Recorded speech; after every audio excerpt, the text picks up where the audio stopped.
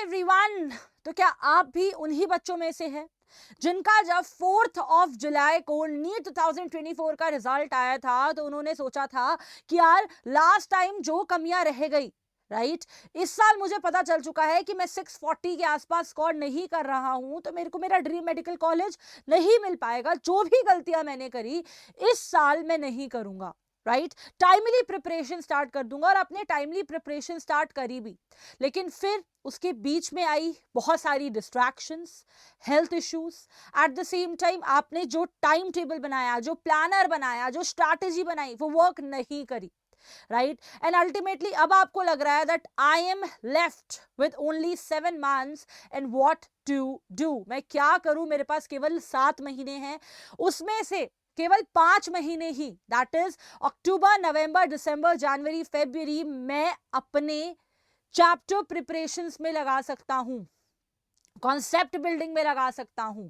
उसके बाद बचे हुए 2 महीने मार्च और अप्रैल तो रिवीजन के लिए ही बचाने हैं। तो मैं ऐसी कौन सी स्ट्रैटेजी अडॉप्ट करूं कि अब तक जो सब वेस्ट हो गया वो सब लाइन में आ जाए। तो बेटा, you are at the right place and you have clicked the right video. This is Sonali Malik, your chemistry educator. First of all, welcoming you all to this incredible platform which is a NEET Phoenix by Unacademy. And in this video, beta, I will tell you those complete chapters, right? हम सबको पता है कि भैया बहुत vast syllabus है, लेकिन हम सब चाहते हैं कि हमको कुछ सेट ऑफ चैप्टर्स ऐसे मिल जाएं बेटा जिनको अगर हम कर ले तो हम 650 प्लस स्कोर कर लें, सेफ स्कोर ले लें और अपने ड्रीम मेडिकल कॉलेज में पहुंच जाए, राइट। तो हम सब जानना चाहते हैं कि मैम हम ऐसे कौन कौन से चैप्टर्स कंप्लीट कर लें अपने फिजिक्स में, बायोलॉजी में और केमिस्ट्री में कि हम लोगों का 650 प्लस मार्क्स स्कोर हो जाए। किसके अंदर बेटा? कमिंग ईयर के नीट 2025 के पेपर के अंदर, राइट। ओके, नाउ बेटा, अगर आपको 650 प्लस मार्क्स जो है स्कोर करना है नीट 2025 में, then you have to plan wisely and smartly. जितना मैं बच्चों को समझ पाई हूं, उनको बायो में बहुत इंटरेस्ट होता है और बायो स्कोरिंग भी होता है। एंड बायो सबसे ज्यादा पोर्शन आउट ऑफ 720 कैरी भी करता है। अगर मैं 720 में से हाफ ऑफ द मार्क्स की बात करूं विच इज 360, वो बायो का ही होता है, मतलब बॉटनी प्लस जुओलॉजी का ही होता है। तो अगर ये आपका फेवरेट है, ये मेजर है, तो हाँ, ये ज्यादा आपका अटेंशन और टाइम रिक्वायर करता है, आपको देना चाहिए। आप बोलेंगे कि मैम आप केमिस्ट्री के टीचर हो फिर भी ये बोल रही हो, क्योंकि मेरा मेन गोल तुम्हारा सिलेक्शन है, राइट। फाइन, अपना सब्जेक्ट मैं खुद बाद में फेवरेट बनवा दूंगी, but main game is selection. Am I clear, everyone? Okay, so you have to target a score of 350 out of 360 in biology, और वो तभी पॉसिबल होगा जब आप जो इंपॉर्टेंट चैप्टर्स हैं उनको इक्वल ध्यान दें, थॉरो रीडिंग करें एनसीईआरटी की, मल्टीपल रिविजन करें, शॉर्ट नोट्स बनाएं बेटा, फ्लैश कार्ड्स बनाएं, वो तभी पॉसिबल है। क्लियर है? But you have to target 350 in biology.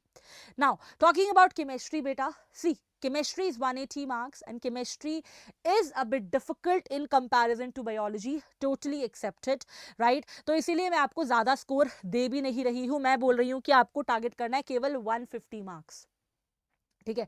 अब कोई ऐसा बच्चा है बोलेगा मैम मेरा तो केमिस्ट्री स्ट्रांग है। भाई अगर तेरा केमिस्ट्री स्ट्रांग है तो यहाँ 170 टारगेट कर और यहाँ पर 20 नंबर घटा दे, 330 टारगेट कर। Am I clear? You have to choose by yourself कि तुम्हारा क्या स्ट्रांग है। मैं बच्चों का ओपिनियन यहाँ पर लिख के दे रही हूँ, ठीक है। सेम टाइम फिजिक्स हर एक बच्चे को टफ लगता है जो भी मेडिकल लेता है, तो यहाँ पर भी मैं तुमको एक सेफ स्कोर ही दे रही हूँ ऑफ 150। अगर इसे ज्यादा लाओगे कोई प्रॉब्लम नहीं है, लेकिन इससे कम स्कोर को तुम्हें टारगेट नहीं करना है। Am I clear, everyone? So these are the safe score if you want to score 650 in your NEET 2025 exam.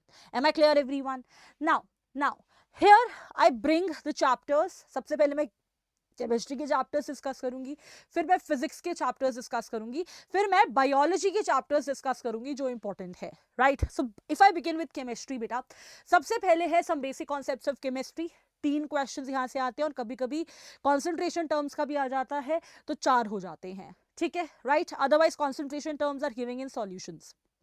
Now atomic structure से 2 या 3 आते हैं, ठीक है, right. Chemical and ionic equilibrium से फिक्स है, हर साल 3 ही आ रही हैं। थर्मोडायनामिक्स एंड थर्मोकेमिस्ट्री से इस साल 2 आए थे, बट 2 से 3 क्वेश्चंस बेटा आ सकते हैं, 3 भी आ सकते हैं next year. It is an important chapter. Chemical bonding में बेटा 3 से 4, ठीक है, इस साल 4 आए थे, हो सकता है अगले साल भी 4 हैं, राइट, एक कम हो सकता है, फाइन। अच्छा, इसके बाद जीओसी और आईयूपीएसी नॉमेनक्लेचर और isomerism, one of the most important topic बेटा। यहाँ से 4 से 5 क्वेश्चंस आते हैं, इसको 4 to 5 करो, ठीक है, काफी इंपॉर्टेंट है, काफी इंटरेस्टिंग है, बच्चों को बहुत पसंद आता है। हाइड्रोकार्बन से लगभग 2 क्वेश्चंस आते हैं, इलेक्ट्रोकेमिस्ट्री प्लस रिडॉक्स में 1 ही मानती हूँ, ठीक है, टोटल 3 आते हैं। यूजुअली अगर आप रिडॉक्स को हटा दो तो रिडॉक्स से 1 होता है और इलेक्ट्रो से बेटा 2 होते हैं। तो ये कुछ चैप्टर्स मैंने यहाँ लिखे हैं, दीज आर इंपॉर्टेंट चैप्टर्स। इसी के साथ साथ कुछ इंपॉर्टेंट चैप्टर्स और हैं। सपोज आपको पी ब्लॉक इंटरेस्टिंग नहीं लगता, बहुत सारे बच्चों को नहीं लगता है यार, हार्श रियलिटी है, चीजों को याद रखना बहुत मुश्किल हो जाता है। हमें लगता है कि पूरे नीट का सिलेबस एक तरफ और पी ब्लॉक को कैसे याद करे वो एक तरफ, ठीक है, right. Although I will tell you tricks, I will tell you methods, I will tell you how to cram or learn P block when I will teach you, उसकी टेंशन नहीं है। लेकिन फिर भी आपको ऐसा लगता है कि यार आप स्लो लर्नर है, आप 11th प्लस 12 दोनों का पी ब्लॉक नहीं कर सकते हैं, तो आपकी जानकारी के लिए बता दूं कि इस साल केवल 12th के पी ब्लॉक से ही क्वेश्चन आया था। मैं ये नहीं बोल रही 11th का छोड़ दो, लेकिन फॉर द टाइमिंग अगर तुम्हें लग रहा है यार तुम नहीं कर पाओगे दोनों, तो 12th का तो तुम्हें करना ही करना है, क्योंकि यहाँ से डायरेक्ट 3 क्वेश्चन आए हैं इस साल। Am I clear everyone? ठीक है, इसके बाद बेटा हेलो एल्केन हेलोअरीन्स हो गया, यहाँ से 2 से 3 क्वेश्चंस आते हैं। Aldehyde ketone carboxylic, very important unit बेटा, 4 क्वेश्चंस यहाँ से बनते हैं। इसके बाद बायोमोलिक्यूल से इस साल 1 आया था, बट 1 या 2 आ सकता है, क्योंकि बायो में भी बायोमोलिक्यूल है तो क्लब होके आ सकता है। अच्छा, उसके बाद coordination compound, yet another important unit, 3 questions direct आते हैं यहाँ से, फाइन। चलिए, तो बेटा ये तो हो गया केमिस्ट्री के इंपॉर्टेंट चैप्टर्स जिन पे आपको ध्यान देना है, फाइन, इनमें से एक भी चैप्टर्स मत छोड़ना, ठीक है जी। चलिए, इसके बाद आगे बढ़ जाते हैं, फिजिक्स पर आते हैं। तो देखिए, आप बोलेंगे मैम आप फिजिक्स के तो हो नहीं, कैसे बता रही हो, तो बेटा टीचर से कंसल्ट करके बता रही हूँ, फाइन। देखो, अगर मैं बात करूं some of the important chapters of physics की, फाइन, तो यूनिट एंड डायमेंशंस हो गया, एटम एंड न्यूक्लियर हो गया, semiconductor, current, electricity, motion in plane भी आप लिख सकते हो यहाँ पे, ठीक है, मोशन इन प्लेन भी लिख सकते हो। इसके बाद आपका alternating current, electrostatics, properties of matter, moving charges and magnetism, अगर आप इतना भी कर लेते हो तो 100+ मार्क्स तो पक्के हैं, ठीक है। लेकिन इन्हीं के साथ साथ ग्रेविटेशन हो गया, work energy, power, rotational motion, dual nature, इन सब को भी कर लेते हो तो फिर आपका जो है 150+ मार्क्स यहाँ पर सेफली आ जाएगा, ठीक है जी, right. Similarly I have consult the biology teacher as well. यहाँ तो मुझे पता चला कि भाई एक एक यूनिट से बहुत बहुत क्वेश्चंस आते हैं यार, हमारी केमिस्ट्री की तरह नहीं है कि हम बोल दो कि स्क्वायर यूनिट से तो 3 क्वेश्चन आ रहे हैं, सच एन इंपॉर्टेंट क्वेश्चन। भाई यहाँ तो एक यूनिट से 8-8, 9-9 क्वेश्चन आते हैं।